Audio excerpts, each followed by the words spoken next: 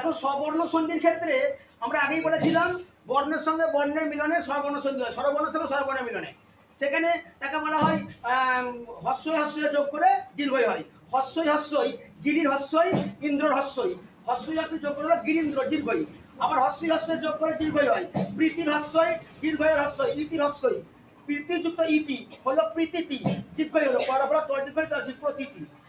হস্যই আর দীর্ঘই যোগ করে দীর্ঘই হয়। হস্যই আর গিরির হস্যই, ইসের দীর্ঘই। হস্যই দীর্ঘই যোগ করে গিরিশ, গসি নয় দীর্ঘই তারপর গিরিশ। আবার হস্যই দীর্ঘই যোগ করে দীর্ঘই হয়। কবির হস্যই, ঈশ্বরের দীর্ঘই। হস্যই আর দীর্ঘই যোগ করে কবিশ্বর, বয় দীর্ঘই তারপর সয় বড়। আর দীর্ঘই হস্যই যোগ করেও দীর্ঘই হয়। মহি, ম হয় দীর্ঘই, মহি যুক্ত ইন্দ্র হস্যই হলো মহিন্দ্র, ম হয় দীর্ঘই তন্ত্র দ্বারা বলা। দীর্ঘই দীর্ঘই যোগ করে দীর্ঘই হয়। সতীর দীর্ঘই, ইসের দীর্ঘই যোগ করে সতীশ, তয় দীর্ঘই তারপর